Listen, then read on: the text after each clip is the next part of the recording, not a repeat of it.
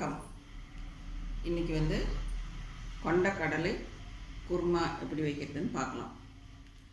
இப்போ அதுக்கு தேவையான பொருட்கள்: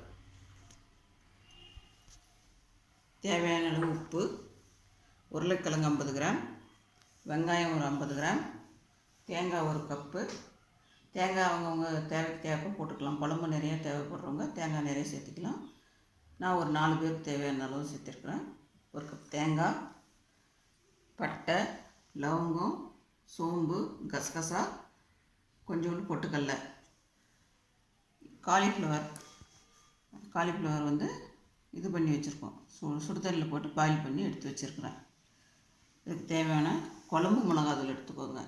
வெறும் மிளகாத்தூள் எடுத்தால் கொத்தமல்லி தூள் சேர்த்துணும். அதனால் குழம்பு மிளகாத்தூள் எடுத்துக்கிட்டிங்கன்னா எதுவும் சேர்த்த தேவையில்லை. குழம்பு மிளகாத்தூள், தாளிக்கிறதுக்கு கடுகு, இஞ்சி பூண்டு பேஸ்ட்டு விழுது, மஞ்சத்தூள், கொண்டக்கடலை 100 கிராம்.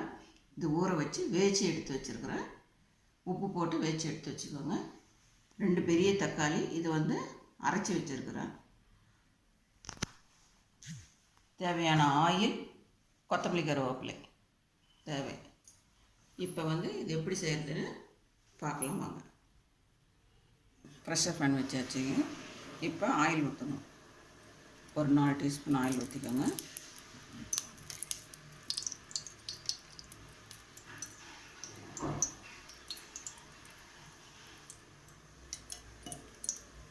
இப்போ இதுக்கு கடுகு,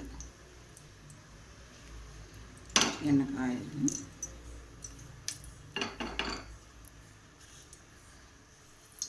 கொஞ்சமாக கடுகு போட்டுக்கோங்க. இதே தேவையில்லை. கடுகு பொரிஞ்சிருச்சு. இப்போ ஆனியன் போட்டுக்கலாம்.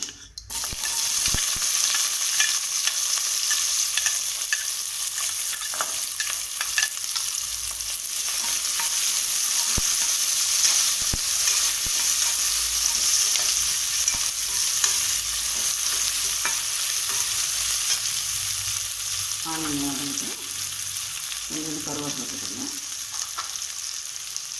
கொஞ்சம் கருவேப்பிலை, வெங்காயம் வதங்கிட்டு ஒரு 2 நிமிஷம் ஆகும். ஆனியன் வதங்கியாச்சு. இப்போ தக்காளி பேஸ்ட்டு அதில் போட்டுக்கலாம்.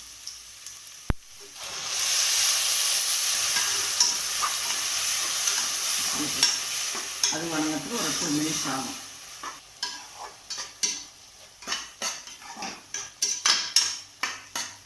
நல்லா வணங்கினா தான் பச்சை வாசனை போகும் தக்காளி. அதனால் கொஞ்ச நேரம் நல்லா வணங்கிடும். நல்லா வணங்கிட்டோம்னா குழம்பு நல்லா வாசனை ஆகிடும்.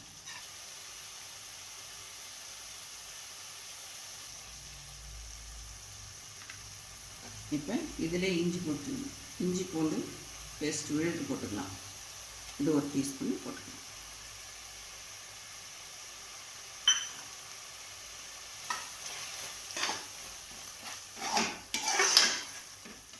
இஞ்சி பூண்டு விழுது இப்போ வணங்கிடுச்சு. அதிலே உருளைக்கிழங்கு போட்டுக்கலாம். ஏன்னா உருளைக்கிழங்கு பாயில் பண்ணல, அதனால் இது முதல்ல போட்டு ஒரு 2 மினிட்ஸ் வதக்கிட்டு அதுக்கப்புறம் இதெல்லாம் சேர்க்கணும்.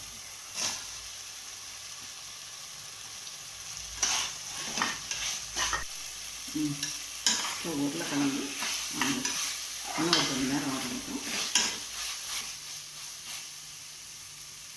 இப்போ இதில் உருளைக்கிழங்கு ஓரளவு வணங்கிட்டு இப்போ காலிஃப்ளவர் போட்டுக்கலாம்.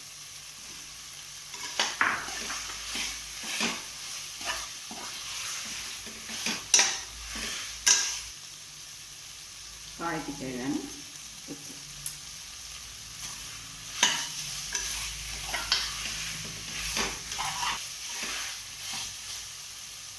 இப்போ இதில் கொண்டக்கடலையும் சேர்த்துக்கலாம்.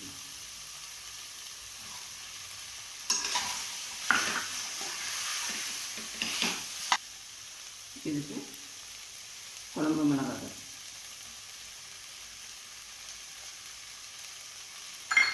ஒரு பெரிய டீஸ்பூன். குழம்பு மிளகாத்தூள் ஒரு பெரிய டீஸ்பூன் போடணும். ஏன்னா இது 4 பேருக்கு தேவையான குருமான்றதுனால சின்ன டீஸ்பூன் இருந்தால் 2 டீஸ்பூன் போட்டுக்கோங்க. 2வது கார மிளகாய் அவங்கவுங்க தேவைக்கு எப்பவும் போட்டுக்கலாம். இது வணங்கிடுச்சு. இதில் கொஞ்சம் அடிப்பிடிக்குது, தண்ணி கொஞ்சம் ஊற்றிடலாம். காய் வேகிற அளவு தண்ணி ஊற்றி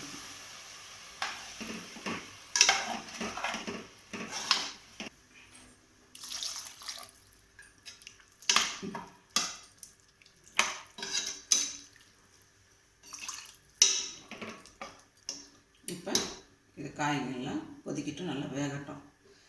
இப்போ நம்ம மசாலா அரைக்க போடலாம். தேங்காய் விழுது அரைக்கலாம். இதில் இருக்குது. இப்போ இது மிக்சியில் அரைச்சி எடுத்துப்போம். தேங்காய், பட்டை, லவங்கம், கசகசா, சோம்பு, ஒரு டீஸ்பூன் பொட்டுக்கடலை மொத்தத்தையும் போட்டு இது விழுதாக அரைச்சிருக்கிறேன். இப்போ இந்த குழம்புல ஆட் பண்ணிடலாம். குருமாவில் இது கொதிக்க ஆரம்பிச்சு, உருளைக்கிழங்குலாம் வெந்துடுச்சு. இப்போ இதில் ஆட் பண்ணிடலாம். ஏன் பற்றி ஒரு 10 மினிட்ஸ் கொதிக்க வச்சு விழுந்து இறக்கிடலாம். இப்போ இது ஊற்றும் மசாலா இதில் ஆட் பண்ணுறேன்.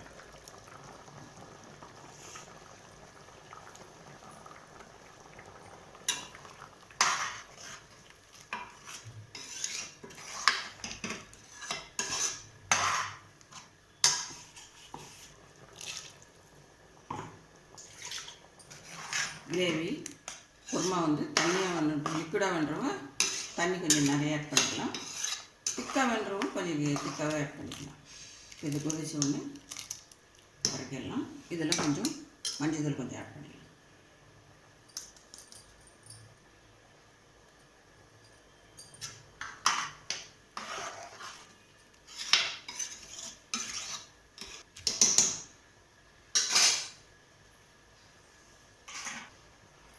காய்க்கு மட்டும்தான் உப்பு போட்டோம்.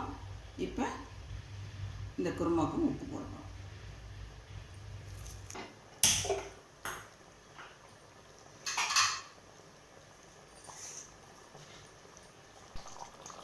இப்போ குழம்பு கொதிச்சிருச்சு, குருமா கொதிச்சிருச்சு. இப்போ கொத்தமல்லி தழை போட்டுக்கலாம். போட்டு இப்போ இறக்கிடலாம். ஸ்டவ் ஆஃப் பண்ணிடலாம். குருமா, கொண்டக்கடலை குருமா ரெடி. இப்போ கொண்டக்கடலை குருமா ரெடி. இப்போ இதுக்கு பூரியோட தொட்டுக்கிறதுக்கு நல்லாயிருக்கும். நீங்களும் இதை செஞ்சு பாருங்கள், நல்லாயிருக்கும். நன்றி, வணக்கம்.